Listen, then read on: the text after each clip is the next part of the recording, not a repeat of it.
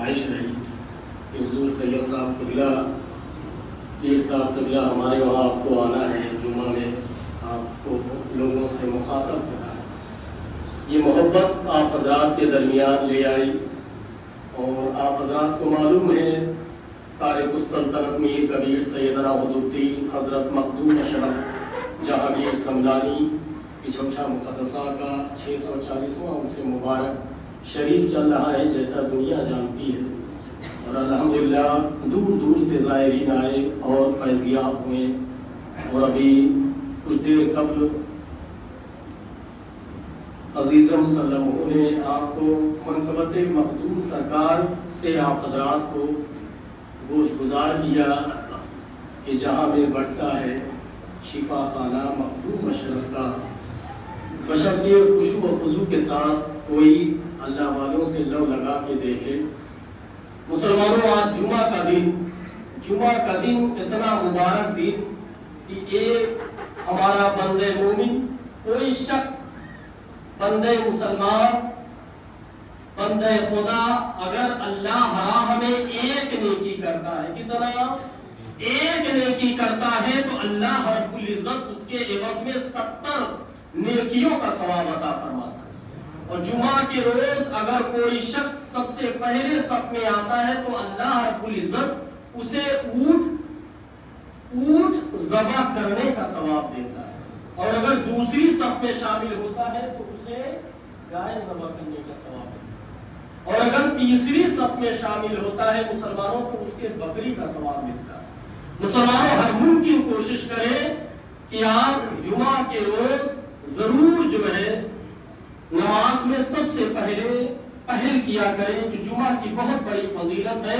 और इसी मुतालिक कुरान में अल्लाह रब्बुल इज्जत ने सूरह जुमा आयत मुबारक नाज़िल की। इसलिए हमारे मुसलमानों, सबसे पहले कोशिश करो जुमा के रोज अपनी मस्जिदों को पूर्ण कर लिया करो, क्योंकि मस्जिदें जब वीरान रहती है, खाली रहती है, तो जिस तरह हम अपनी भूख मिटाने के लिए ग़िज़ा फराहम करते हैं, खाना तनावुल करते हैं, इसी तरह मस्जिद की भूख, मस्जिद की ग़िज़ा क्या है?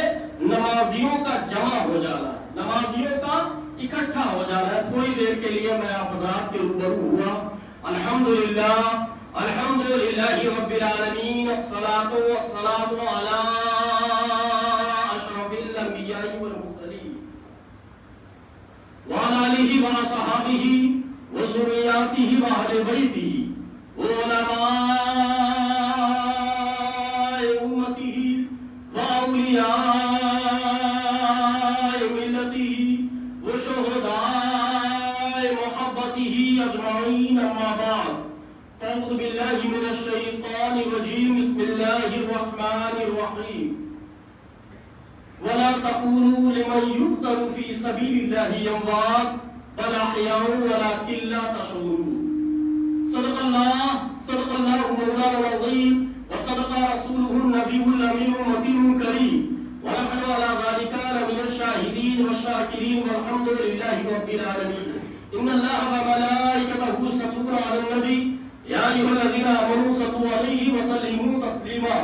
अल्लाहुम्मा सल्लि अला सय्यिदिना शफीअना मौलाना मुहम्मद व सल्लिम सलातन व सलामन अलैका या रसूल अल्लाह सल्लल्लाहु तआला अलैहि वसल्लम। मुसलमानों, ये रब का बहुत बड़ा शुक्र एहसान है कि अल्लाह रब्बुल इज्जत ने हमें खाकदाने गेती पर मुसलमान बनाकर भेजा। अहले इस्लाम में, अहले ईमान में हमारा दुखूल हुआ और रब का शुक्र एहसान है। हम अपनी जात पर जितना नाज करें, फख्र करें, किस्मत पर उतना कम है कि अल्लाह रब्बुल इज्जत ने हमें मुसलमान बमाना मुसल्लम ईमान वाला मोमिन बनाकर भेजा। ये रब का बहुत बड़ा शुक्र एहसान है। मुसलमानों, कौनैन में बुलंद है रुतबा हुसैन का, कौनैन में बुलंद है रुतबा हुसैन का, फर्शे ज़मीन से अर्श तक शोहरा हुसैन का, फर्शे ज़मीन से अर्श तक शोहरा हुसैन का, फर्शे ज़मीन से अर्श तक शोहरा हुसैन का। और बेमिसल है दो जहां में कुंबा हुसैन का, बेमिसल है जहां में कुंबा हुसैन का, बेमिसल है जहां में कुंबा हुसैन का, सुल्तान दो जहां है नाना हुसैन का, سلطان دو جہاں ہے نانا حسین کا، سلطان دو جہاں ہے نانا حسین کا، وہ افضل ہے کل جہاں سے گھرانہ حسین کا، افضل ہے کل جہاں سے گھرانہ حسین کا، نبیوں کا تاجدار ہے نانا حسین کا، نبیوں کا تاجدار ہے نانا حسین کا، اور ایک پل کی تھی بس حکومت یزید کی، ایک پل کی تھی، ایک پل کی تھی بس حکومت یزید کی، صدیہ حسین کی زمانہ حسین کا، صدیہ حسین کی زمانہ حسین کا، یوں ہی نہیں جہاں میں چرچا حسین کا، کچھ سوچ کے ہوا تھا گھرانہ حسین کا، کچھ سوچ کے ہوا تھا گھرانہ حسین کا، اور سر دے کے دو جہاں کی حکومت خرید لی، سر دے کے دو جہاں کی حکومت خرید لی، مہنگا پڑا یزید کو سودا حسین کا، مہنگا پڑا یزید کو سودا حسین کا۔ آئیے ہم سب مل کر باوقار باعظمت عالی جاں آقا انعامدار نبی مختار صلی اللہ علیہ وسلم کی بارگاہ میں ہدیہ درود پاک پڑھیں۔ اللہم صلی علی سیدنا شفیعنا مولانا محمد وآلہ وسلم صلاۃ و سلام علیک یا رسول اللہ صلی اللہ تعالی علیہ وسلم۔ مسلمانوں، ولا تقولوا لمن يقتل في سبيل الله اموات بل احياء ولكن لا تشعرون، جو لوگ فی سبیل اللہ قتل کر دیے جائے انہیں مردہ نہ کہو، یہ قرآن فرما رہا ہے، بلکہ وہ زندہ، لیکن تمہیں ان کی زندگی کا شعور نہیں۔ قرآن کی آیت مبارکہ حیات الشہداء کی گواہی دے رہی ہے۔ غور کریں، شہیدوں کا درجہ نبیوں سے کم، گویا شہید نبی کے مقابلے میں ادنا، نبی اعلیٰ، اب قرآن ادنا کو زندہ کہہ رہا ہے، تو اعلیٰ کا عالم کیا ہوگا؟ نبی بدر جائے اولا زندہ ہے۔ قرآن کی آیت مبارکہ سے حیات النبی کا مسئلہ حل ہو گیا، اس لیے ہم اہل سنت والجماعت کا متفق عقیدہ ہے، اہل ایمان والوں کا، کہ نبی زندہ تھے، زندہ ہے، زندہ ہی رہے گا۔ ہم اہل سنت والجماعت جتنے بھی اولیاء اعظام مزارات سے محبت رکھتے، نبی زندہ تھے، زندہ ہے، زندہ ہی رہیں گے۔ تو زندہ ہے اللہ، تو زندہ ہے اللہ، میری چشم عالم سے چھپ جانے والے۔ ہم اپنے نبی کو صرف زندہ ہی نہیں مانتے بلکہ زندگی بخشنے والا بھی مانتے ہیں۔ قرآن کہہ رہا ہے شہیدوں کو مردہ نہ کہو بلکہ انہیں زندہ کہو۔ مردہ وہ ہوتے ہیں جس میں نہ لینے کی صلاحیت ہوتی ہے نہ دینے کی، شہید دیتے بھی اور دیتے بھی ہیں، مردہ کیسے ہو سکتے ہیں؟ کچھ لوگ مردہ کہتے کہنے دے، کچھ لوگ مردہ لکھتے لکھنے دے، اس لیے کہ وہ خود ہی مردہ ہے۔ اگر مردہ نہ ہوتے تو زندے کو مردہ کیوں کہتے؟ قرآن شہیدوں کو مردہ کہنے پر پابندی عائد کر رہا ہے، مردہ کہنے سے روک رہا ہے، لیکن مردہ سوچنے سمجھنے پر پابندی نہیں لگا رہا ہے۔ لہٰذا اہل ایمان والوں، مردہ سوچا جا سکتا ہے، سمجھا جا سکتا ہے۔ قرآن نے اس ہونے والے اعتراض کو رفع کر دیا، وَلَا تَحْسَبَنَّ الَّذِينَ قُتِلُوا فِي سَبِيلِ اللَّهِ أَمْوَاتٌ بَلْ أَحْيَاءٌ عِندَ رَبِّهِمْ يُرْزَقُونَ۔ شہیدوں کو مردہ گمان بھی نہ کرو بلکہ وہ زندہ ہے اور اپنے رب کے پاس سے رزق پاتے ہیں۔ اب خلاصہ یہ ہوا، شہیدوں کو مردہ نہ کہا جا سکتا ہے، نہ سوچا جا سکتا ہے، نہ سمجھا جا سکتا ہے۔ تو اہل ایمان والوں، آؤ ہم سب ذہن نشین کر لیں، ہم زندہ، ہمارا قرآن زندہ، عشق رسالت پر جان قربان کرنے والے زندہ، نبی کا قانون زندہ۔ اس لیے آؤ اب ہم سب زندوں کی بات کرتے ہیں۔ زندگی زندہ دلی کا نام ہے، زندگی زندہ دلی کا نام ہے۔ مردہ دل کیا خاک جیا کرتے ہو، اور زندہ ہو جاتے ہیں جو مرتے ہیں حق کے نام پر۔ اللہ اللہ، موت کو کس نے مسیحا کر دیا؟ مسلمانوں، آپ قرآن مجید فرقان حمید سے ایک سوال کریں، اے آسمانی مقدس کتاب، اے حکمت کے لازوال موتیوں سے بھرپور، تو نے ایسا حکم کیوں دیا جس میں بظاہر تکلیف اور اذیت، خسارہ، طلاق، جان و مال ہے؟ جواب ملے گا محض اور محض اس لیے کہ جو شے سب سے زیادہ محبوب و مرغوب ہے وہ ہے ایمان۔ اس کو مسمار کرنے کے لیے، مٹانے کے لیے ناپاک کوششیں کی جا رہی تھی۔ اسلام کے علم برداروں کو ستایا جا رہا تھا، حلال و حرام کی تمیز مٹائی جا رہی تھی، بنائے اسلام کی ادھیڑ بند کے لیے مولیک ہتھیار استعمال کیے جا رہے تھے، کفر و طغیان کی سرکشی حد سے تجاوز کر رہی تھی، اور شاعری اسلام میں غلاظت کی ایسی آمیزش کی جا رہی تھی کہ آئندہ نسل اسے دیکھ کر چپ کرتی، اسلام کا رخ تابہ پر مردہ ہو کر رہ جاتا۔ ایسے وقت میں اسلام کا تحفظ ضروری تھا، چنانچہ وفاشاروں نے اسلامی پرچم کو بلند کیا اور مسلمانوں کربلا میں بے سر و ساما ہے وہی خاندان بن کے خادم آئے تھے جبریل جس کر کے لیے مسلمانوں الغرض مارکہ بدر سے میدان کار زاد تک دیکھے تو معلوم ہوگا ان بازوں نے اسلام کو کفر و شرک کے گھٹا ٹوپ اندھیرے سے نور کے اجالے میں لا کھڑا کیا ہے. یہی وجہ ہے کہ مسلمانوں کفر کی بدلی چھٹی اور اسلام کی نورانیت نے ہر طرف اپنا وجود بخشا اور مسلمانوں جگہ جگہ اسلامی پرچم نظر آنے لگے. کربلا کی تاریخ پڑھے تو معلوم ہوگا کہ سبط رسول فرزند بطول اپنے ہر عمل سے اسلام کی حقانیت کا اعلان کر رہے تھے. نانا جان کی شریعت کو مس ہونے سے بچا رہے تھے. اگر امام حسین نے کربلا کی وادی میں اگر یہ شہادت عظمی نہ پیش کی ہوتی تو آج ہم اہل لوگوں کے اوپر اہل انسانوں پر مسلمانوں جو دینی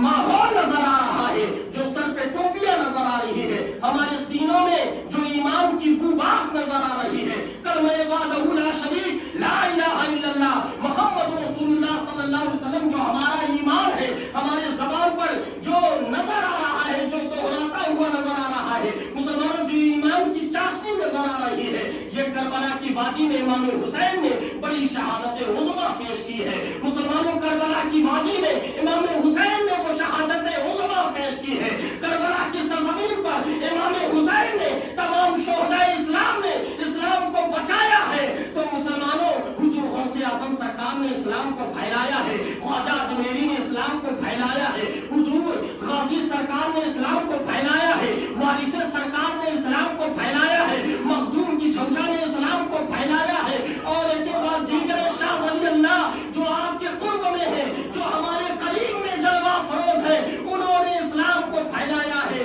اور امام اہل سنت علی رحمت اللہ علی حضرت نے اسلام کو پھیلایا ہے. بچانے والی ذات اگر کربلائے مولکہ میں امام حسین کی ہے شہداء کی ہے تو مسلمانوں پھیلانے کی ذات ہمارے اولیاء اعظام کی ذات ہے بزرگان دین کی ذات ہے ہمارے اکابرین کی ذات ہے. مسلمانوں اس لیے اپنے اندر اسلامی ماحول برپا کرو. ہمارے شہداء نے بہت بڑی قربانیاں پیش کی ہے اسلام کو ہم تک پہنچانے کے لیے. تو کیوں نہ آج سے ہم یہ مستحکم ارادہ کریں کہ انشاءاللہ ہم نمازی بن کر کے ہم قرآن کے عادی بن کر کے اپنی اسلامی زندگی میں جینا پسند کریں گے. مسلمانوں جو ماحول گزر رہا ہے جو پریزنٹ ٹائم کا جو ماحول گزر رہا ہے دنیا کی رنگینیوں میں ہمیں اپنا چال چلن طور طریقہ نہیں رکھنا ہے. ہمیں اسلامی لباس اپنانا ہے. ہمیں مسلمانوں اسلامی روشنی سے زندگی گزارنا ہے. جس طرح مخدوم کی چھوچا نے مسلمانوں اپنی زندگی گزارا ہے. آپ تارک السلطنت وہاں کی سمنا کی سلطنت کو ٹھوکر مار کر کے کچھوچا شریف تشریف لے آئے. یہ کسی اور کی ذات نہیں مخدوم کی چھوچا کی ذات ہے. اور مسلمانوں کو میر پاک جس کے بارے میں عزیزم صلی اللہ علیہ وسلم نے ابھی تھوڑی دیر پہلے ذکر کیا منقبت کے انداز میں مسلمانوں کو میر شریف کی ایسی برکت ہے اگر کوئی پاگل ہے دیوانہ ہے اسے پی لیتا ہے تو وہ شفا یابی حاصل کر لیتا ہے. یہ میر پاک کی برکت ہے.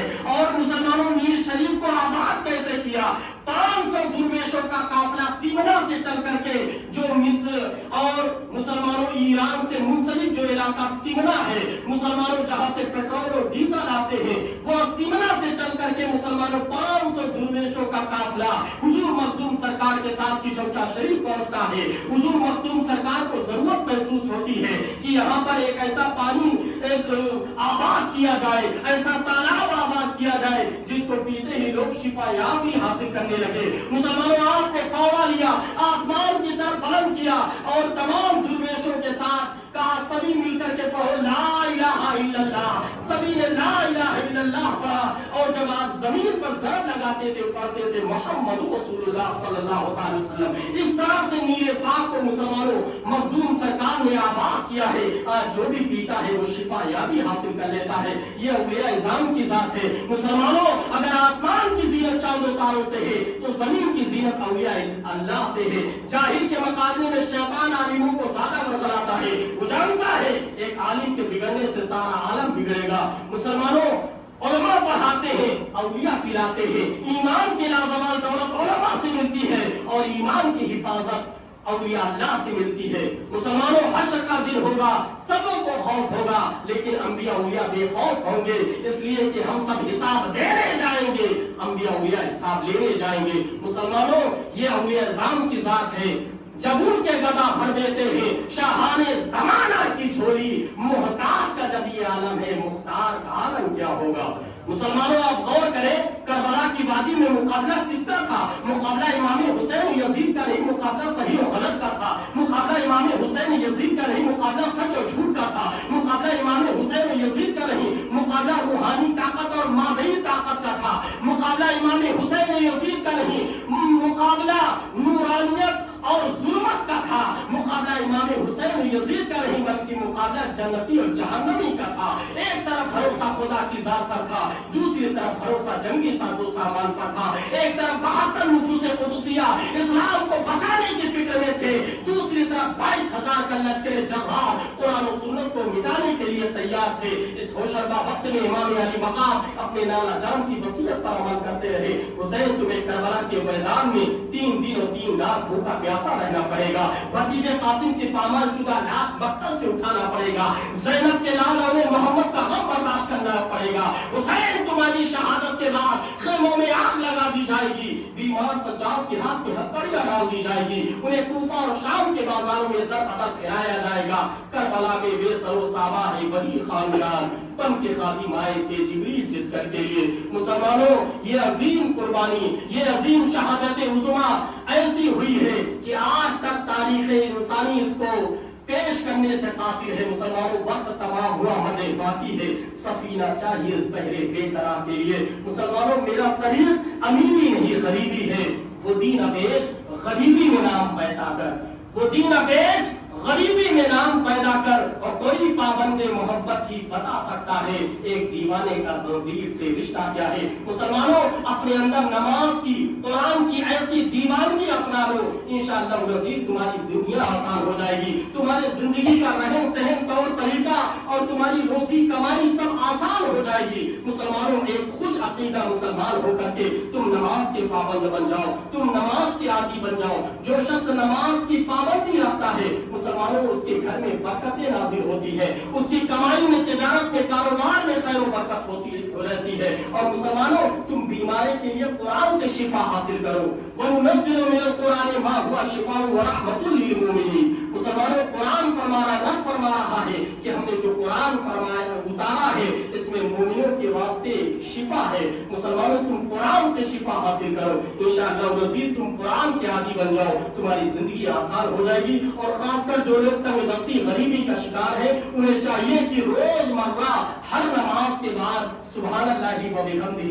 سبحان اللہ العظیم، سبحان اللہ و بحمدہ، سبحان اللہ العظیم، سبحان اللہ و بحمدہ، سبحان اللہ العظیم۔ اور کچھ نوجوان ایسے ہیں جن کے برے خواب آتے ہیں، مسلمانوں تو وہ ضرور لاہور پڑھ لیا کرے، لا حول ولا قوت الا باللہ العلی العظیم، بائیں طرف تو پڑھ کے لاہور پڑھ لیا کرے۔ اور روزمرہ کی ضرورتیں میں مسلمانوں، جو لوگ تنگ دستی غریبی کا شکار ہے، بیماری رہتی ہے، تو انہیں یا حفیظو یا سلامو، یا حفیظو یا سلامو، یا حفیظو یا سلامو کا 11 مرتبہ روزمرہ سونے سے پہلے ورد کر لیا کریں، انشاءاللہ تمہاری زندگی آسان ہو جائے گی۔ اور خاص کر مسلمانوں، بیت و مرید بھی ہونا ضروری ہے، جس کا کوئی پیر نہیں اس کا پیر شیطان ہے۔ قرآن میں اللہ ارشاد فرما رہا ہے، یوم ندعو کل اناس بامامہم، ہر وہ شخص قیامت کے روز اپنے اپنے امام کے ساتھ اٹھایا جائے گا۔ امام سے مراد آپ کے پیر و مرشد جس کے ہاتھوں پر آپ بیعت ہوئے ہیں۔ مسلمانوں، غوث اعظم سرکار فرماتے ہیں، جس نے اپنا پیر